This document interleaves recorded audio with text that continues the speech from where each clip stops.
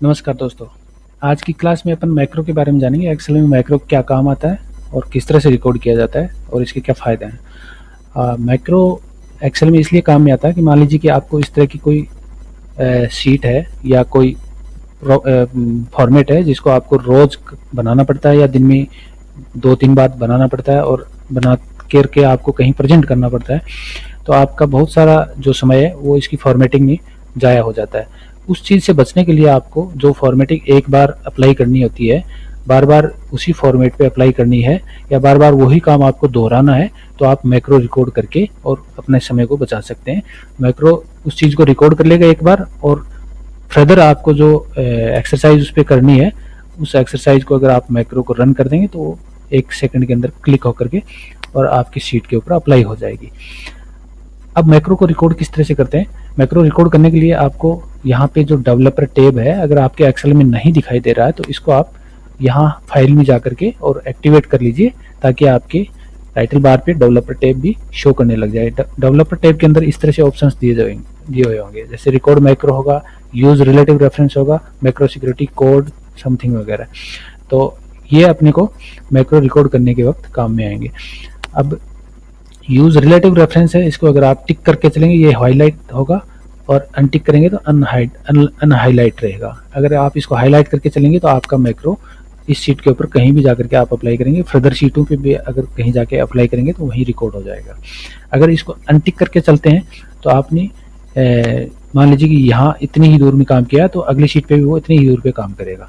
इस तरह से इसको टिक करके चलिए। अब व्यू में आए, व्यू में आकर के आपको मान लीजिए मैक्रो रिकॉर्ड करना है, तो रिकॉर्ड करते वक्त आपको सबसे पहले ये ध्यान रखना है कि आपका कर्सर जहाँ से आप रिकॉर्ड करना चाहते हैं वहाँ पे रहे। अब मान लीजिए A1 एड्रेस में मेरा कर्सर है तो इसको आप यहाँ पे रखेंगे। उसके बाद ही आपको मैक्रो रिकॉर्ड पे जाना। मैक्रो रिकॉर्ड एक तो यहाँ से व्यू में जाकर के आप यहाँ से देख सकते हैं और दूसरा यहाँ पे नीचे जो बार दी गई है, इस बार के अंदर यहाँ पे इस तरह का बटन दिखाई देगा।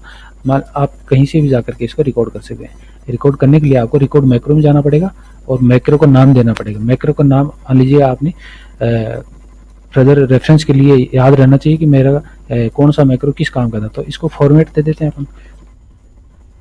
फॉर्मेट नाम दे दिया। शॉर्टकट की इसलिए काम आती है कि आपको बार बार यहाँ पे मैक्रो में जाकर के उसको रन करना, कौन सा मैक्रो है इस तरह से करना वो नहीं रहेगा। आप इसको शॉर्टकट की भी दे सकते हैं, कंट्रोल प्लस के साथ में आप इसको शॉर्टकट की बना सकते हैं कि जैसे। लेकिन एक चीज़ का ध्यान रखें शॉर्टकट की देते वक्त आपको कि कंट्रोल प्लस के साथ में कीबोर्ड की बहुत सारी कीज हैं वो काम में आ रखी हैं, तो आप इस तरह की देंगे ताकि वो ऑलरेडी काम में ना आई हुई हो, जैसे कंट्रोल प्लस शिफ्ट के साथ XYZ इस तरह से।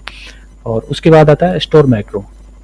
स्टोर मैक्रो में आपको 3 ऑप्शन मिलेंगे, this workbook, new workbook, personal macro workbook. तो दिस वर्कबुक करेंगे, इसमें सेव करेंगे तो आपका मैक्रो इसी वर्कबुक में चलेगा। न्यू वर्कबुक में करेंगे सेव तो इसके अलावा जो और वर्कबुक आप यहाँ से इंसर्ट करके करेंगे उनके अंदर भी आपका मैक्रो काम करेगा। पर्सनल मैक्रो वर्कबुक में अगर आप सेव करते हैं तो इस कंप्यूटर पे जितना भी काम करेंगे आप, जितना भी एक्सेल में काम करेंगे उनके ऊपर आपका मैक्रो अप्लाई होगा। डिस्क्रिप्शन में आप इसको कुछ भी दे सकते हैं कि this one is my formatting cells something वगैरह, फाइल का नाम दे सकते हैं ताकि आपको याद रहे कि भाई हाँ मैंने ये डिस्क्रिप्शन इसमें दिया हुआ था। फिर इसको ओके कर देता। ओके करने के बाद आप यहाँ पे आए, यहाँ से आपने कॉलम को सेलेक्ट किया, इसकी फॉर्मेटिंग करना स्टार्ट कर दिया किस तरह से आपको चाहिए।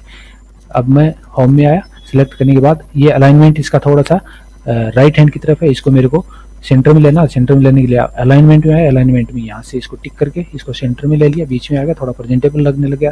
थोड़ा सा आपने को हेडिंग इसका मोटा चाहिए, बड़ा चाहिए तो इसको बोल्ड कर दीजिए, थोड़ा सा फॉन्ट को बड़ा कर दीजिए और इसको थोड़ी बैकग्राउंड कलर वगैरह दे दीजिए और इसके बाद आपका ये हो गया। अब यहाँ से आपको पूरा सेलेक्ट कर लीजिए, पूरा सेलेक्ट करके आप नीचे तक आएंगे जहाँ तक है आपका, और वहाँ तक आके आप इसको फॉर्मेट टेबल में आ जाएंगे। फॉर्मेट टेबल में आके आपने मान लीजिए ये वाला सेलेक्ट कर लिया। इसको रेंज ये पूछ रहा कि कहाँ से कहाँ तक की फॉर्मेट करनी है। आपकी रेंज सेलेक्ट हो रखी है, ऑलरेडी नहीं हो रखी है तो आप इसको दोबारा ध्यान से देख लें कि पूरी ये सेलेक्ट कर ले इसको और ओके कर देंगे तो इस तरह से ये आपका फॉर्मेट कर देगा। अब इसको अगर आपको थोड़ा सा ऑर्डर वगैरह देना है तो आप दोबारा गए, इस पूरा सेलेक्ट किया। सेलेक्ट करने के बाद आपने होम में आए और यहाँ से इसका चारों तरफ का बॉर्डर भी आपने दे दिया। इस तरह से आपने ये प्रेजेंटेबल बना ली।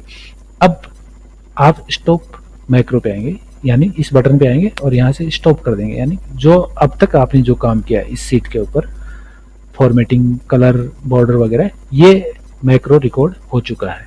और यही काम अब आप अगर किसी नए फॉर्मेट पे जो इसी तरह का होगा उस पर आपको अप्लाई करना है, तो आप सिंपल सा है कि उसके ऊपर जा करके अप्लाई कर देंगे। अप्लाई करने के अब जैसे ये है, ये सिंपल है पहले जैसा था, इसके ऊपर आपको जा करके अप्लाई करना है। तो अप्लाई करने के लिए सबसे पहले इसका है, आप जाएंगे व्यू में जाकर के मैक्रो में आएंगे, मैक्रो में आकर के रन मैक्रो, यहाँ से पहले मैक्रो देखेंगे।